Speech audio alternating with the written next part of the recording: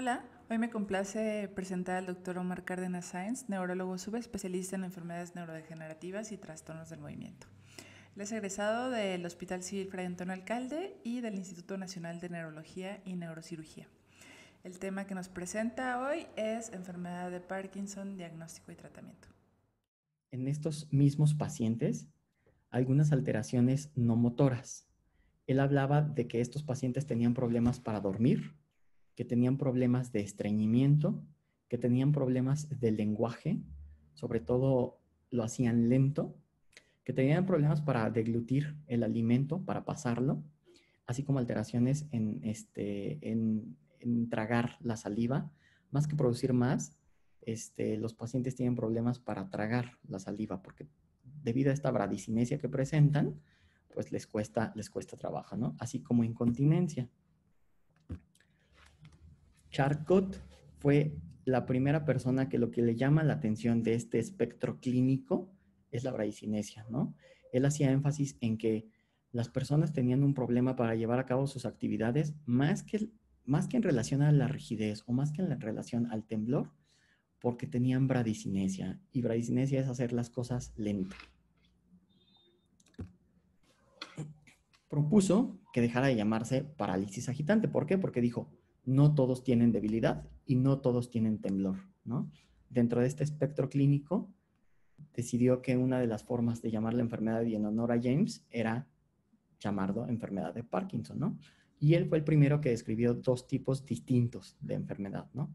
Una rígido-cinética caracterizada principalmente por esta rigidez axial y de extremidades, y la tremorígena, en donde lo que va a predominar pues es el temblor. Habló de algunas diferencias que tiene la enfermedad de Parkinson con algunas otras enfermedades neurodegenerativas, como la esclerosis múltiple, y empezó a ver que no todos los pacientes tenían las mismas manifestaciones clínicas, ¿no? Que había un espectro heterogéneo. Después vienen otras aportaciones, como en 1880 empiezan a estudiar de manera epidemiológica la enfermedad. En 1893 se reportan pacientes que tienen temblor de reposo, que es característico del Parkinson, en pacientes que tienen otras alteraciones, pero que afectan la sustancia nigra. Después, en 1895, se propone que la afección de lo que es la sustancia nigra como tal forma una parte muy importante en la etiología de la enfermedad. En 1912 se descubren los famosos cuerpos de Levy y hacia 1919 viene otro como parteaguas en relación a lo que es el parkinsonismo, porque se reportan casos postencefalíticos de lo que es parkinsonismo, ¿no? Relacionado a la epidemia de influenza de 1916. Y después de este tiempo, se llega a pensar que la enfermedad de Parkinson puede ser etiológicamente como un fenómeno postinfeccioso, ¿no? Y ahí se empezaban a estudiar como otras etiologías y hubo como un estancamiento, digámoslo así, en relación a la etiología de la enfermedad. En el 1919 se identifican como tal los cuerpos de Levy y se identifica una degeneración específica de lo que es la sustancia nigra. En 1921 se describen las primeras fluctuaciones motoras de la enfermedad, sobre todo en pacientes que tienen una etapa avanzada, ¿no? Como tal. Fluctuaciones motoras me refiero a que presentan disinesias, me refiero a que presentan periodos de off impredecible o periodos que nosotros llamamos wearing off, en donde el paciente toma su medicamento y posteriormente se le va ese efecto del medicamento antes de que lo espere, ¿no? Se siguen estudiando, se hacen hallazgos patológicos y en 1967 los médicos Hoehn y Yahr estadifican como tal la enfermedad de manera inicial. En cuanto a la etiología de la enfermedad, se conoce que el factor de riesgo más importante va a ser la edad, ¿no? Pero también se sabe que hay factores genéticos, ambientales y del estilo de vida que van a formar parte importante de este proceso fisiopatológico y otras cuestiones que vamos a revisar ahorita más adelante, ¿no? Algunos factores de riesgo que son en realidad poco consistentes, poco replicables, poco demostrables en varios estudios que se han realizado son la exposición a pesticidas, algunos metales, trauma craneoencefálico, la presencia de melanoma, el consumo de lácteos o la presencia de diabetes tipo 2, que van a ser mediante distintos mecanismos parte de esos factores de riesgo que nos dan un OR pequeño, pero nos lo dan, ¿no? En general, de los factores de riesgo principalmente implicados, tenemos algunos que nos generan riesgo, un OR mayor de 1 para presentar la enfermedad y otros que disminuyen como tal el riesgo de presentar la enfermedad. Es curioso que muchos pacientes que tienen enfermedad de Parkinson, si vemos en la parte inferior del lado izquierdo, el consumo de café es un factor relativamente protector con un OR que nos va a proteger, así como el consumo de tabaco, ¿no? Evidentemente no es recomendación consumir tabaco para no tener la enfermedad, ¿no? Pero es importante mencionarlo. Y hay algunos factores genéticos que nos van a generar riesgo, ¿no? Y esto, sobre todo en las enfermedades, en la enfermedad de Parkinson genética, que esta va a ser aproximadamente del 10%, incluso de herencia mendeliana, que es autosómico recesivo dominante ligado al X, va a ser únicamente del 3 al 4%, pero es importante tenerlo en cuenta. Y algunos genes que también se han identificado que nos disminuyen de manera discreta el riesgo de presentar la enfermedad. Bueno, tabaquismo y consumo de cafeína son los factores como más consistentes que se van a asociar a una disminución de riesgo de la enfermedad. La hipótesis del tabaquismo es que la nicotina va a estimular lo que es la liberación de dopamina en lo que es el estriado, y la cafeína debido a un antagonista del receptor de adenosina que tiene un efecto neuroprotector, ¿no? Por este bloqueo del receptor. En cuanto a la genética del Parkinson, es en el año de 1997 cuando se genera y se descubre el primer gen relacionado con enfermedad de Parkinson, que es el SNCA, que va a generar lo que es la proteína de alfa-sinucleína, que como sabemos ahora, en la gran mayoría de subtipos o tipos de enfermedad de Parkinson, es lo que se va a acumular y conformar los cuerpos de Levy, ¿no? Iniciaron diversas clasificaciones. Primero se empezaron a nombrar como PARC 1, 2, 3, 4 y así sucesivamente a cómo se iban descubriendo, digámoslo así. Incluso con la alfa-sinucleína pasó algo, pues, en que se descubrió como primer gen, se nombra como PARC 1 y después se vuelve a nombrar el mismo gen SNCA como PARC 4, debido a que pues, se descubre como otro LOSI, ¿no? Y así se han hecho distintas nomenclaturas. La que se utiliza ahora es la de la Asociación de Trastornos del Movimiento, donde ponemos el prefijo PARC y posteriormente la mutación, ¿no? PARC SNCA, PARC Parkina, como algunos ejemplos. Aquí tenemos una tablita que no me voy a detener, pero es alguna de las causas de enfermedad de Parkinson hereditaria.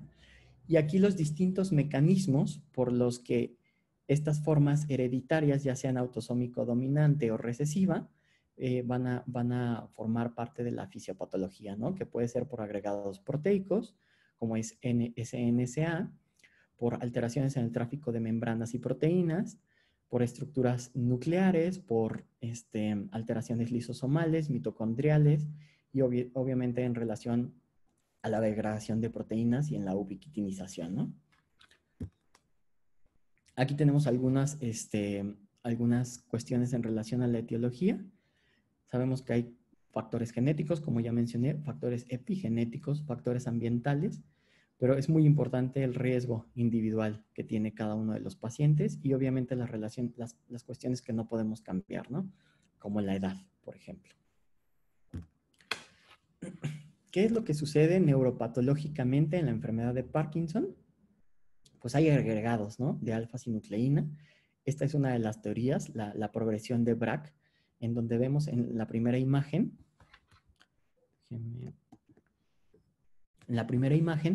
podemos observar que el acúmulo de alfa-sinucleína empieza por lo que es el bulbo olfatorio, en algunas neuronas colinérgicas y monominérgicas, así como desde incluso plexos mientéricos intestinales, y va teniendo una ascendencia, ¿no? Es por eso que algunos síntomas no motores, como las alteraciones del olfato, la hiposmia o la anosmia, forman parte del espectro de la enfermedad desde antes que nosotros tengamos los síntomas motores, ¿no? Los estadios 1 y 2 de Braak prácticamente nos hablan de los síntomas no motores de la enfermedad.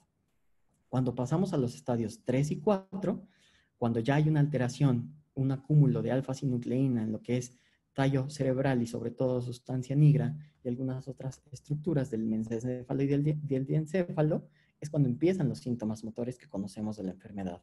Pero la enfermedad ya empezó desde antes, ¿no? Y es aquí cuando empieza la rigidez, es cuando empieza el temblor, que va a ser predominantemente de reposo, y la bradicinesia, ¿no? Y posteriormente hay una afectación ya más hacia nivel límbico y cortical que nos van a traer otras manifestaciones clínicas de la enfermedad, ¿no? En general, son agregados de alfa-sinucleína, pérdida neuronal, disfunción mitocondrial, estrés oxidativo, neuroinflamación y obviamente una disfunción en el aclaramiento de proteínas que va a generar su acúmulo, ¿no? Como tal. Aquí tenemos lo mismo y es para entender que la fisiopatología está regida por distintas cuestiones dentro de la enfermedad y evidentemente el envejecimiento va a ser uno de los más importantes, ¿no?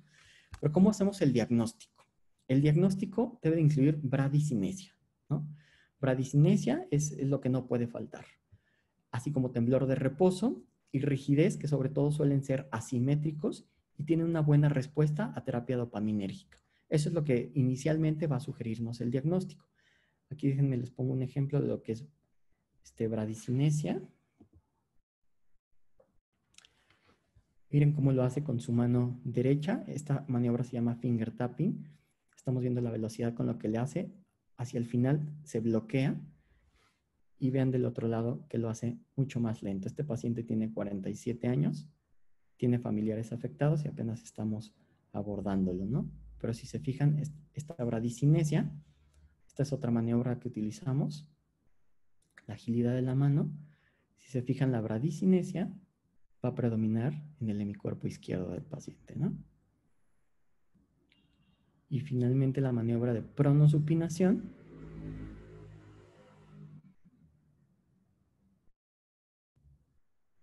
que es parte del UPDRS, que es la escala que utilizamos para la valoración motora de la enfermedad.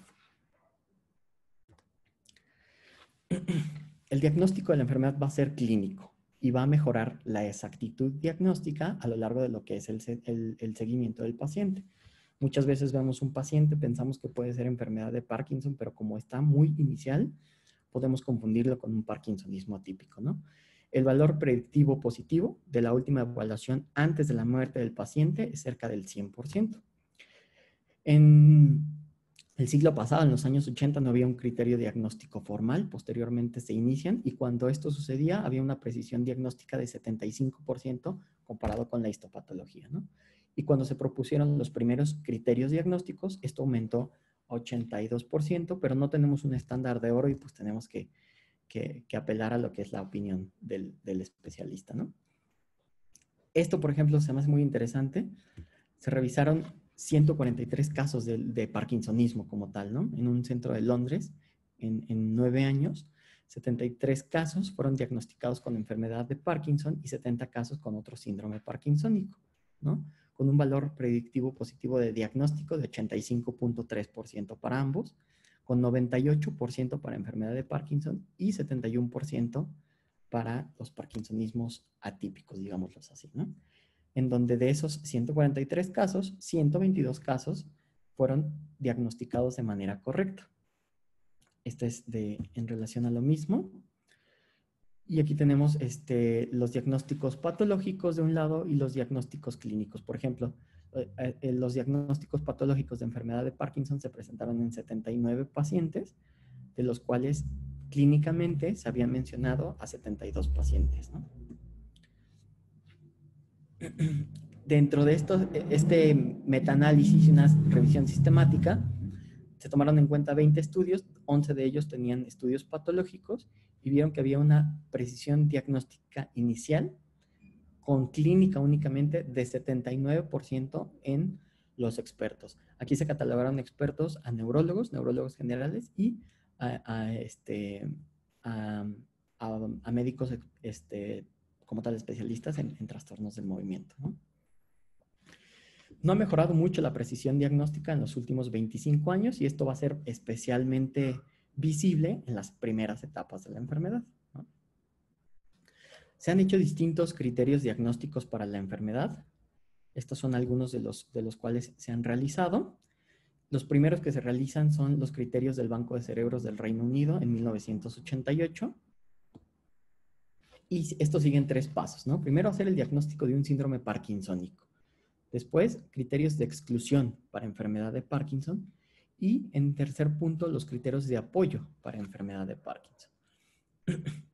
Estos son los criterios para hacer el diagnóstico de la enfermedad. Aquí hablan ellos de bradicinesia, que es lo más importante que debe de existir. Y esto se ha utilizado desde siempre, desde los criterios del Banco de Cerebros. Pero aquí utilizaban algo más. Ahorita, bueno, en estos criterios hablaban de rigidez muscular, del temblor de reposo, pero también hablaban de inestabilidad postural, lo cual ya no es parte de los criterios actualmente, ¿no?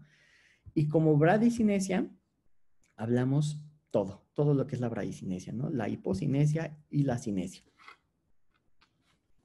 Hipocinesia, pues, es hacerlo más lento, y los movimientos con un rango incompleto del movimiento, y la bradicinesia como tal, pues, es la lentitud del movimiento, ¿no?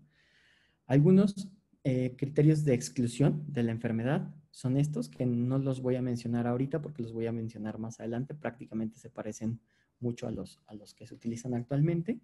Y se hace un énfasis en que la presencia de demencia severa en lo que es el primer año del diagnóstico de la enfermedad o de los síntomas motores, hacía forzosamente, nos orientaría a pensar en un diagnóstico alternativo, que es la demencia por cuerpos de Levy, ¿no? Estos son criterios de soporte que ya se utilizaban en el banco de cerebros. Y miren, este es un temblor de reposo. También esta es una chica joven, como de 46 años. Ella no tiene antecedentes familiares. Y miren el temblor que tiene. Es necesario que sus manos estén en reposo, que no adopten ninguna postura, porque si no estaríamos verificando lo que es el temblor postural. Y miren, tiene temblor prácticamente en las 4 extremidades, de predominio más evidente en miembro superior derecho, pero que lo presenta en el resto de extremidades también, ¿no? Ella empezó con el hemicuerpo derecho sus alteraciones. Y miren la marcha de este hombre, que es el primero que les mostré. Miren cómo sus pasos son cortos, como tal. Los pies los despega poco del suelo. El braceo está bastante disminuido. Su pierna derecha tiene una postura distónica discretamente en sus periodos off. Se va como chueca. Déjenme lo vuelvo a poner.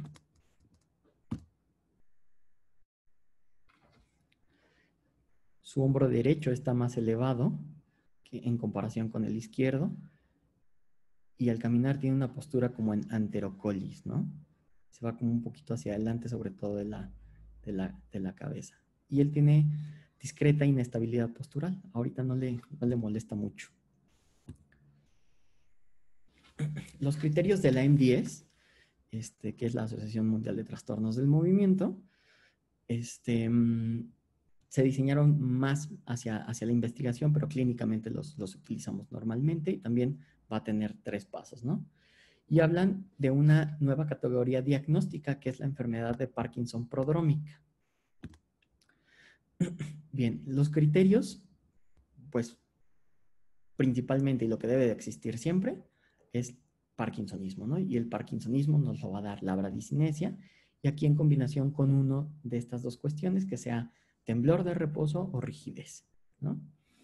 El diagnóstico como tal de Parkinson establecido requiere la ausencia completa de criterios de exclusión y al menos la presencia de 2 criterios de soporte y ninguna bandera roja, que ahorita les voy a hablar un poquito de ellas. Y ya el criterio de enfermedad probable, enfermedad de Parkinson probable, va a requerir la ausencia, perdón, de criterios absolutos de exclusión, y vamos a estar jugando en relación a los criterios de soporte y las banderas rojas. Un ejemplo, si tenemos 2 banderas rojas, debe de existir por lo menos dos criterios de soporte, ¿no? Y eso es como vamos a hacer el diagnóstico de una enfermedad de Parkinson probable, que puede ser complicado al inicio de la enfermedad, ¿no? Los criterios de soporte, uno, lo primero, pues es una buena respuesta a terapia dopaminérgica, ¿no?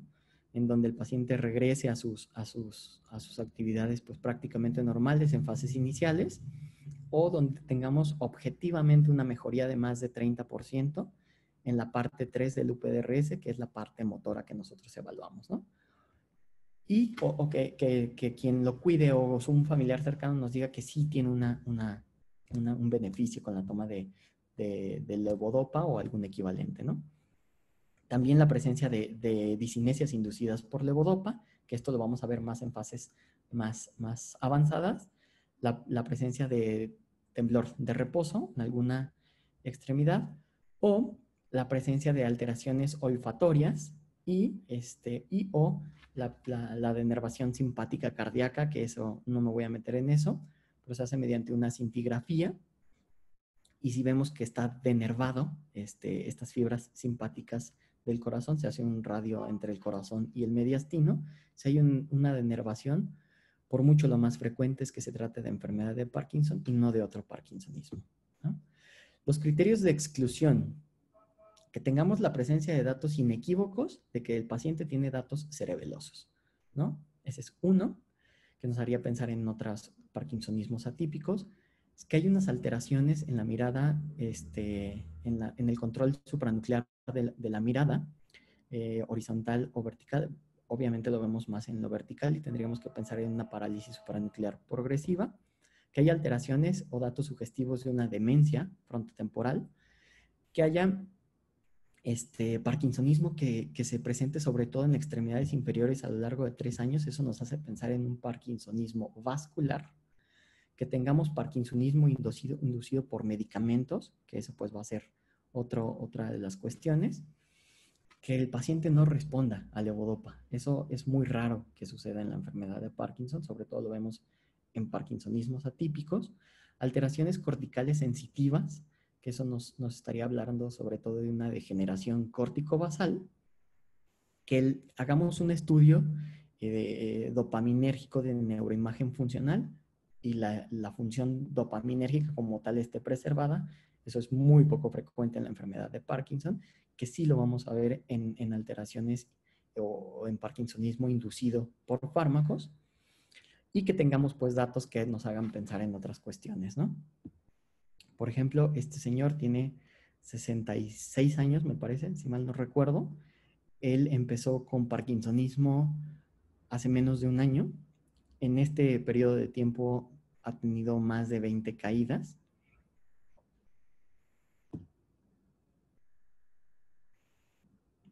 Y aquí estamos evaluando sus movimientos oculares. Hacia la derecha hay una limitación muy, muy pequeña. Hacia arriba, hacia arriba y la derecha lo sigue. Hacia abajo tiene menos problema. Pero al llevarlo hacia la zona más medial y explorar sus movimientos oculares hacia arriba, vemos que están limitados. Bajamos y a propósito lo hizo una vez más hacia arriba, y miren cómo la supraversión está limitada, ¿no? Este paciente ya utiliza más de 500 miligramos de levodopa y la mejoría de sus síntomas pues es mínima, ¿no? Muy probablemente se va a tratar de una parálisis supranuclear progresiva.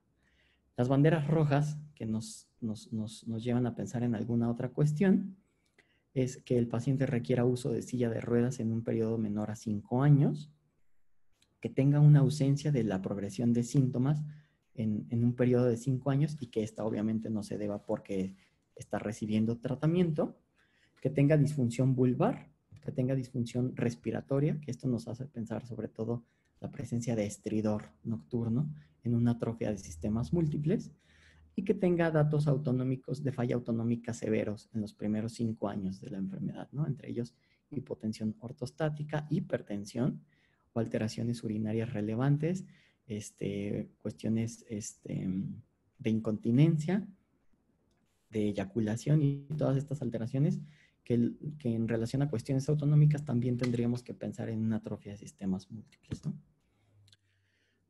Caídas en más de caídas recurrentes en un periodo menor de un año, anterocolis desproporcionada, datos piramidales evidentes, o que sea un parkinsonismo bilateral simétrico, ¿no? También esto no es tan característico de la enfermedad de Parkinson. Y se hablan de tres etapas como tal de la enfermedad, ¿no? La parte preclínica, en donde ya hay una neurodegeneración, pero no tenemos repercusión clínica, pero la neurodegeneración ya empezó, ¿no? ¿A qué me refiero con eso? A que ya hay un acúmulo de alfa-sinucleína o un acúmulo de cuerpos de Levy, ya sea en el bulbo olfatorio, ya sea en los plexos mientéricos o en alguna otra zona, pero ya tenemos un acúmulo como tal de la enfermedad, de la proteína, perdón. En la enfermedad prodrómica, donde tenemos síntomas presentes, pero no tenemos lo suficiente como para hacer el diagnóstico de la enfermedad, incluidos síntomas motores y no motores, y la parte clínica como tal, ¿no? En donde los síntomas ya son identificables y manifiestos.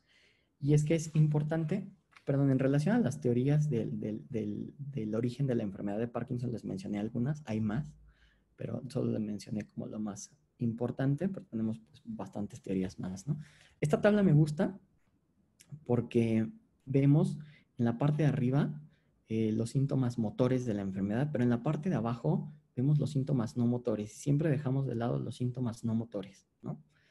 Pero vemos que antes de que los síntomas motores se presenten, el paciente ya puede tener depresión, ya puede tener ansiedad, ya puede tener hiposmia, ya puede tener estreñimiento.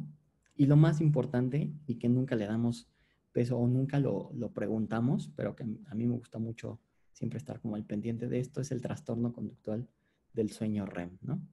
Son pacientes que durante las noches gritan, lloran, golpean, patean, y esto ya es un dato de neurodegeneración como tal a nivel de sistema nervioso, ¿no? Y estos pacientes, la gran mayoría de los pacientes que tienen este diagnóstico mediante el estudio de una polisomnografía, pues la gran mayoría va a tener una neurodegeneración, sobre todo del tipo de alfa-sinucleinopatías, ¿no? Donde por prevalencia, pues por mucho va a ser enfermedad de Parkinson, pero donde también encontramos, por ejemplo, la atrofia de sistemas múltiples, ¿no? Y entonces hay que poner atención a todo esto. Y recuerdo que en alguna charla algún colega mencionó que la enfermedad de Parkinson es de las enfermedades más complejas, y si vemos todo esto y toda la cantidad de síntomas que puede presentar, yo creo que por mucho tiene razón, ¿no? En relación al tratamiento de la enfermedad, bueno, inicialmente se hicieron muchos estudios. Lo primero, lo que tenemos registro es de 1884, donde se sugiere el uso de apomorfina, que es el agonista dopaminérgico más potente que tenemos actualmente, como un tratamiento del parkinsonismo. Y así han ido poco a poco presentándose pues distintas formulaciones, ¿no? ¿Qué es lo que vamos a tener principalmente para tratar la enfermedad? Preparaciones de levodopa, que va a ser como la pieza angular, lo más importante, que vamos a tener levodopa con carbidopa y levodopa con benseracida, ¿no? Vamos a tener los agonistas dopaminérgicos, un ejemplo es el pramipexol o la rotigotina, los inhibidores de la MAO-B, que es la rasagilina y la selegilina, los principales que tenemos en México, los inhibidores de la COMP, que es el entacapone, y algunos anticolinérgicos y otros como un antagonista del NMDA, que es la mantadina. Estos dos últimos, el entacapone y la mantadina, sobre todo para enfermedad avanzada, pacientes que ya tienen fluctuaciones motoras. Y los tres primeros, buenas opciones para el tratamiento inicial, ¿no?, del paciente. Aquí tenemos un esquema en donde vemos las distintas formas en las que van a actuar los fármacos antiparkinsónicos.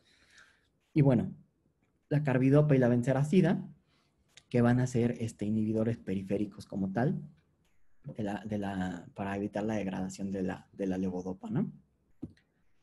De los agonistas dopaminérgicos, lo que tenemos nosotros aquí es el pramipexol de liberación inmediata, pramipexol de liberación retardada y la rotigotina y la apomorfina. El ropinirol no lo tenemos, está como a ver si llega o no llega próximamente, pero en general los agonistas dopaminérgicos son buenos tratamientos para las fases iniciales de la enfermedad, sobre todo en pacientes jóvenes. Son una excelente opción terapéutica para el tratamiento temprano. La apomorfina ya la utilizamos sobre todo, como viene en una bombita, por ejemplo, que ponemos a lo largo de 18 horas durante el día, ya es un tratamiento para enfermedades más avanzadas y que tienen ya fluctuaciones motoras, ¿no? Pero lo podemos utilizar como una prueba terapéutica para saber si el paciente responde o no como tal a los medicamentos dopaminérgicos. La levodopa. La levodopa la tenemos en México en 2 presentaciones, que es levodopa con carbidopa, que es de 250 con 25 miligramos, y la levodopa con benseracina, que es el famoso Madopar, ¿no? Este viene de 100 miligramos. En las tablitas vienen las dosis, sobre todo iniciales, para los pacientes. Y bueno, dentro de los efectos adversos principales vamos a tener náusea, ¿no? Y este disconfort intestinal, por lo que los pacientes que tienen un tránsito lento sugerimos en muchas ocasiones utilizar domperidona como para aumentar este vaciamiento gástrico, ¿no? Por lo general, la levodopa hay que utilizarla antes o después de los alimentos, una hora separado, pero en muchas ocasiones al principio, sobre todo cuando le iniciamos, no lo tolera el paciente porque tiene estos efectos secundarios, ¿no? Entonces, a lo mejor la primera semana es más cercano a los alimentos y de ahí en adelante que sea sin los alimentos, porque si no, no se va a absorber, ¿no? Esta se absorbe en la primera parte del intestino delgado, en ayuno, y no tenemos una buena absorción si lo tomamos con los alimentos, ¿no? Hay un síndrome de disregulación dopaminérgica en donde los pacientes, sobre todo ya en etapas avanzadas, pues tienen esta necesidad de estar consumiendo más levodopa de la que se les prescribe, ¿no? Y esto evidentemente nos va a llevar a alteraciones en muchas cuestiones y tenemos que manejarlo con cada uno de los pacientes, ¿no? Los inhibidores de la MAO, los que tenemos aquí en México es la arcelegilina y la rasagilina. La selegilina la damos 2 veces por día, la rasagilina una sola vez por día. Y son buenas opciones en general como monoterapia inicial en los pacientes con enfermedad de Parkinson o como adyuvantes, ¿no? Por ejemplo, 5 miligramos de selegilina van a ser equivalentes a que el paciente tome 100 miligramos de levodopa por día. Entonces estamos viendo que aporta poco. Y 1 miligramo de rasagilina es el equivalente a que el paciente consuma 100 miligramos de levodopa, ¿no? Y en relación a los agonistas dopaminérgicos, 4 miligramos de pramipexol van a ser el equivalente a 100 miligramos de levodopa. Perdón, 1 miligramo de pramipexol va a ser el equivalente a 100 miligramos de levodopa.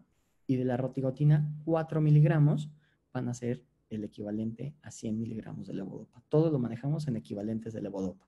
Aunque utilicemos agonistas dopaminérgicos o utilicemos IMAO o cualquier otro, van a tener un equivalente de levodopa, ¿no? Y todos hay que irlos aumentando, pues poco a poco. Aquí vienen las dosis iniciales recomendadas también de los agonistas y los inhibidores de la MAO, ¿no? En general, los síntomas motores van a tener su mejor efecto con levodopa. Y pues en general todo va a mejorar más con levodopa. ¿Por qué? Porque es la piedra angular del tratamiento, ¿no?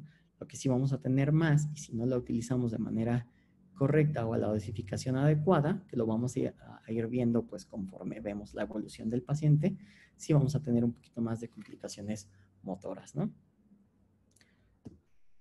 Otros tratamientos que se han utilizado son anticolinérgicos como triexifenidilo. La verdad es que yo no lo recomiendo como manejo inicial y menos en un manejo a largo plazo. Y la mantadina, ¿no? Que en realidad pues la utilizamos más para discinesias, sobre todo en etapas avanzadas. Hay varios como algoritmos en el tratamiento de la enfermedad. Algunos sugieren iniciar inhibidores de la MAO, agonista dopaminérgico, y bueno, estas son algunas rutas alternativas, pero lo que sí es súper importante es que lo tenemos que adecuar a las necesidades que va teniendo el paciente, ¿no? Aquí este es otro de los algoritmos que se han propuesto. Les digo, la verdad es que los algoritmos no son como recetas, ¿no? No es como que tenemos que hacerlo. Aquí hablan incluso de beta bloqueadores, de agonistas dopaminérgicos o de manejo inicial con levodopa, y esto lo tenemos que ir viendo conforme va presentando o mejorando los síntomas del paciente. Aquí este algoritmo se centra en la bradicinesia, sobre todo en etapas iniciales, hablan de los IMAO y hacen distinciones en relación a la edad, ¿no? En menores o mayores de 60 años. Aquí en los mayores de 60 años sugieren el inicio con levodopa, y en los menores un agonista dopaminérgico, ¿no? Los agonistas dopaminérgicos, también es importante mencionarlo, se asocian mucho, sobre todo el pramipexol, a trastorno de control de impulsos, ¿no? Entonces hay que seleccionar bien al paciente. Un paciente que está acostumbrado a comprar muchas cosas, paciente que está acostumbrado a apostar, pues no le vamos a dar un agonista dopaminérgico, sobre todo pramipexol. ¿Por qué? Pues porque lo vamos a llevar a la quiebra, ¿no? Y apostando y comprando. Alteraciones en cuanto a las alteraciones posturales o de la marcha. Aquí se sugieren otros manejos donde evidentemente también lo más importante va a ser el uso de agonistas, de IMAO y de levodopa, ¿no? Hay algunos mitos en relación al manejo de la enfermedad, ¿no? Que la levodopa induce discinesias. Sí, puede ser. Se necesita para que se produzcan discinesias, pero también pues la progresión de la enfermedad y la administración del medicamento, ¿no? O sea, lo podemos evitar de alguna u otra manera. Otra de los mitos es que los agonistas retrasan la discinesia, ¿no? Sabemos que se necesita levodopa y un agonista para causar discinesia en la mayoría de los casos, pero la discinesia empieza con la progresión de la enfermedad, no con el inicio de la levodopa. Y ahorita lo vamos a ver en un esquema. Y que las fluctuaciones motoras empeoran con levodopa. Bueno, esto va a depender de que el paciente identifique sus estados on y identifique sus estados off, y de que las dosis de levodopa se vayan aumentando, disminuyendo, de manera en que la vaya requiriendo el paciente, ¿no? Obviamente, si nosotros le iniciamos levodopa a un paciente que está empezando con enfermedad de Parkinson, que tiene 40 años y ya tiene síntomas motores, si le iniciamos levodopa, pues obviamente le va a funcionar, ¿no? Si le iniciamos, no sé, 600 miligramos de levodopa, pero si le iniciamos menos, muy probablemente también va a funcionar, ¿no? Entonces, hay que irnos con precaución en relación a esto, ¿no? Porque si iniciamos dosis muy altas, pues sí va a funcionar, pero hay que tomar en cuenta que la neurodegeneración y la capacidad de esa neurona de reaccionar a los niveles de dopamina, pues se va a ir modificando a lo largo de la enfermedad, ¿no? Entonces es como el punto fino, lo importante. Aquí tenemos en la parte de arriba, los pacientes que inician tempranamente con levodopa. En la parte en medio, los pacientes en los que no utilizamos levodopa de manera inicial. Y al final, los pacientes en los que dejamos la levodopa hasta el final, ¿no? Un inicio retrasado de levodopa. Pero si vemos la discapacidad acumulada, pues, y lo vemos en estas tablitas,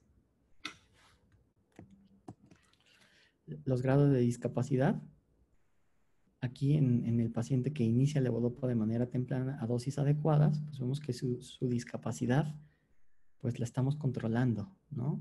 De manera general con la levodopa, a diferencia de pacientes en donde, por ejemplo, no los iniciamos de manera inicial y no iniciamos nada, ¿no?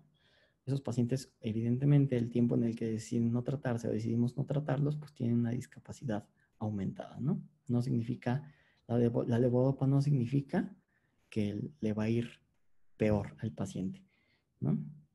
Aquí vemos la discinesia por pico de dosis, donde sí se presenta antes en los pacientes que iniciamos la levodopa. Obviamente, si no les damos nada, pues no la van a presentar, pero el basal del paciente no le va a permitir hacer sus actividades, ¿no? Entonces, no es como que hay que tenerle miedo a la levodopa, hay que sabérselo explicar al paciente y hay que seleccionarlo, ¿no? No es lo mismo el paciente que tiene 40 años al paciente que tiene 75 años, ¿no?